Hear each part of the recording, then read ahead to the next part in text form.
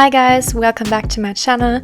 Today's video is going to be a bit different, something I haven't done before. It's a followers control my bullet journal video. And the spread that I will be making today is my third weekly spread for March. And I asked my Instagram followers to vote in my stories about what kind of font they wanted to see, what kind of boxes, what kind of general design style of the weekly spread, and I'm gonna set it up according to what they voted for. First up, I asked if I should do a Dutch door, which means cutting my page in half to create a flap, and an overwhelming majority of people said I should, so that's what we're gonna do. Next, I asked whether I should do a vertical or horizontal layout, and this one was a bit closer, but ultimately we ended up with horizontal. As for boxes, most people preferred closed boxes rather than a more open layout, so that's what we're doing.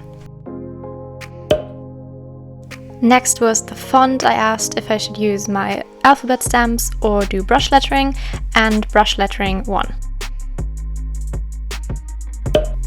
This one was very clear, only 12% of people didn't want me to use washi tape, so we're using it.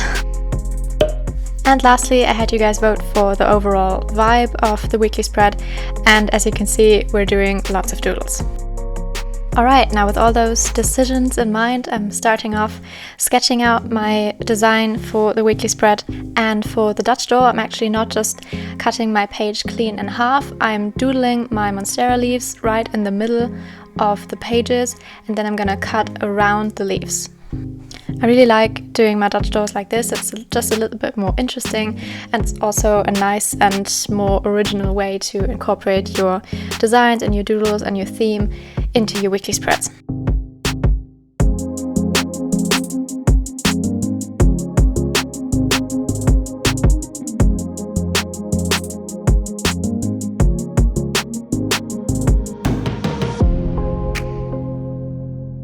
Alright, now I'm taking my scissors and just cutting around the leaves, leaving a little bit of space next to it, because I'm not gonna be super precise with it.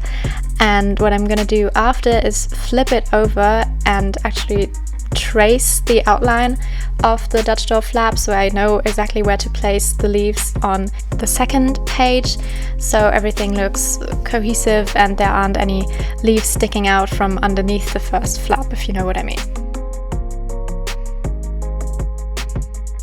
And you can also see that since I'm doing these rows of leaves 4 times, I'm kind of getting lazier with each row. For the first one, I actually sketched out the individual shapes of the leaves, and here I just put some ovals in there and then did it freehand with my marker, which means that some of the leaves that I did later in this video are a little bit more wonky. But they still look good if you don't look too closely, and it's also fine to not be perfect in your bullet journal, so that's cool.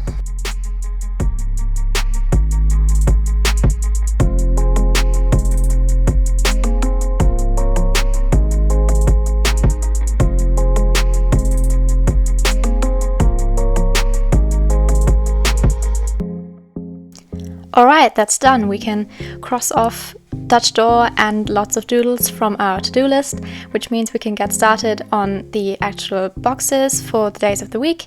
And I'm adding my days of the week and a little space for notes in the middle of the spread on both sides of the Dutch door flap, and then I'm adding some extra elements of the weekly spread on the outside parts.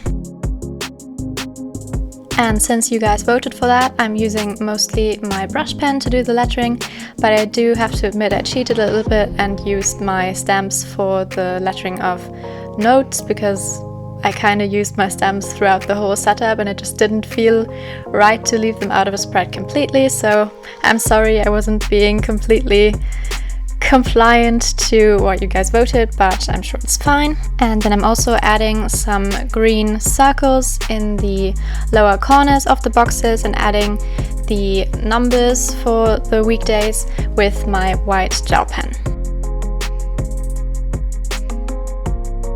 This video also features the top of my head.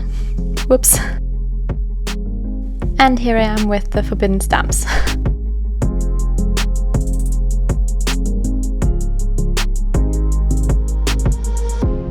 Now to add some extra elements to the weekly spread, on the right side I'm adding an events list, one box for each day where I'm going to put down any events or online meetings I have that week.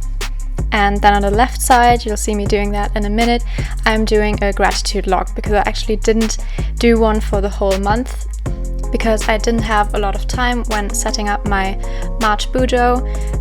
If you haven't seen that, by the way, then you can check it out. I'm gonna link it for you above and in the description box below. It would make me really happy if you did. Okay, now back to the gratitude log. It's really nothing special design-wise. You can see me adding some washi tape along the sides here to make a crisp ending of these green lines that I'm adding with my marker.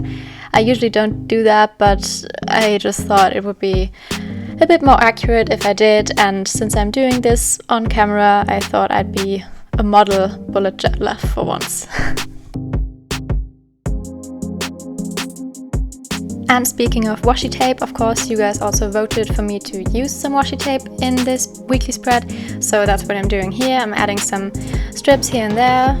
I like to use not the full width of the roll, so you can see me cutting it in half here. That just looks a little better in my opinion. And then I think we're already at the end of this video. But of course we're gonna do a little mini flip through, which is just me flipping the Dutch door back and forth.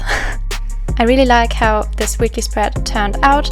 I love how much more space the Dutch door gives me for extra things like the events list and the gratitude log, which is great.